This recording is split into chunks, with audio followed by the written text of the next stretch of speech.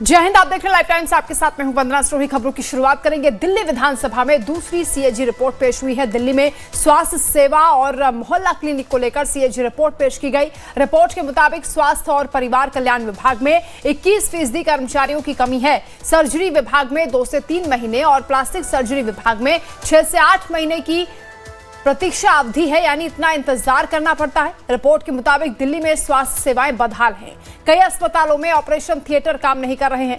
Ambulance सेवाएं आवश्यक उपकरणों के बगैर चल रही हैं। रिपोर्ट में दावा किया गया कि अस्पतालों में आहार सेवाओं की कमी और नियमित रूप से भोजन की गुणवत्ता की जांच नहीं होती है। रिपोर्ट के मुताबिक जीएसडीपी का केवल 0.79% स्वास्थ्य सेवा पर खर्च किया गया, जबकि राष्ट्रीय स्वास्थ्य नीति 2017 में 2.5% का लक्ष्य रखा गया था। तो सीएम रेखा गुप्ता की ओर से ये रिपोर्ट पेश की गई है। सीएजी रिपोर्ट में ये बड़ा खुलासा हुआ है। स्वास्थ्य सेवाओं के प्रबंधन को लेकर ये बात सामने आई है, किस तरह से खस्ता हाल स्वास्थ्य सेवाएं हैं।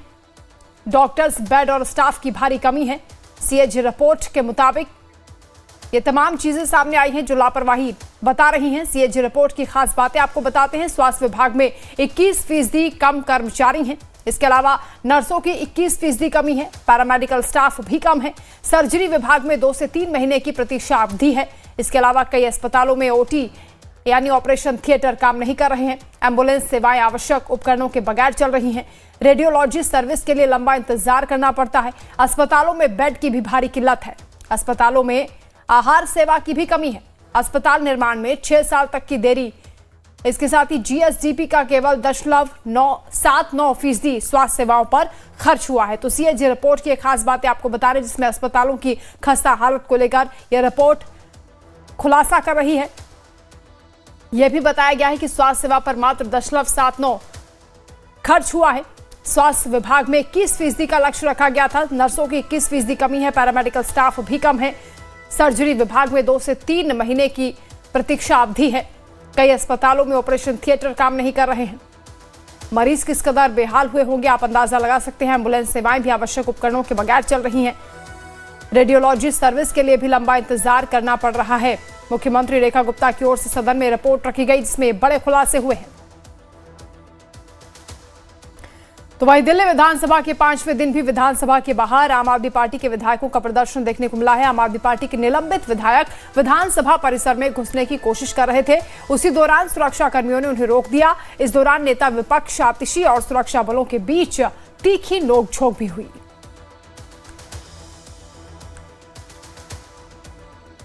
तो दिल्ली विधानसभा से आम आदमी पार्टी के विधायकों के सस्पेंशन को लेकर आम आदमी पार्टी के नेता सोमनाथ भारती ने कहा कि चुनाव में जीतना हारना लगा रहता है, लेकिन यह दुर्भाग्यपूर्ण है कि बीजेपी विधायक परिसर में इस तरह का व्यवहार कर रही हैं। नेता प्रतिपक्ष को अपने कमरे में जाने का अधिकार है।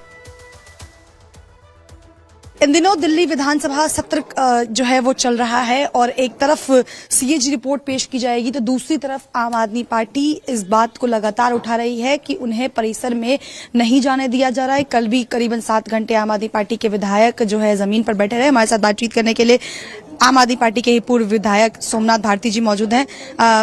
पहले अंबेडकर जी का मुद्दा, फिर भगत सिंह का मुद्दा आप लगातार उठा रहे हैं। निलंबन के बाद भी आप लोग ये कह रहे हैं कि परिसर में नहीं जाने दिया जा रहा है। बीजेपी कह रही है कि नोटिफिकेशन जारी किया गया था। आम आदमी पार्टी का आरोप फर्जी है। देखिए, बहुत ही दुर्भाग्यपूर्ण है जो कुछ भी हो रहा है।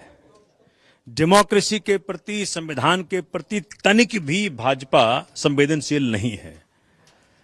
चुनाव में हारना जीतना लगा रहता है, लेकिन जिस प्रकार से भारतीय जनता पार्टी सदन का दुरुपयोग कर रही है, जिस प्रकार से मेरे विधायकों को, हमारे पार्टी के विधायकों को बाहर कर दिया गया, और बाहर करना भी चलो स्पीकर महोदय के विवेक में जो आया उन्होंने किया, लेकिन परिसर के बाहर कर दिया जाना सबसे बड़ी बात यह है। क्योंकि विधानसभा का पटल, वो अंदर का जो बिल्डिंग का जो हिस्सा है, विधानसभा वो है, आपने सस्पेंड वहां से किया है। लेकिन एलओपी का कमरा है, पार्टी का कमरा है, विधानसभा अध्यक्ष का कमरा है, ये सब कमरों में जाने का राइट अभी भी हमारे विधायकों को है। तो परिसर में नहीं जाने देना सबसे बड़ा अपराध ये है। मुझे लगता है कि विधानसभा अध्यक्ष को संज्ञान लेना चाहिए क्योंकि उन्होंने जो आदेश पारित किया उसमें परिसर की बात तो नहीं थी।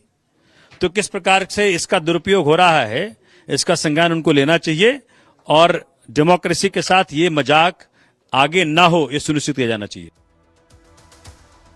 दिल्ली में कानून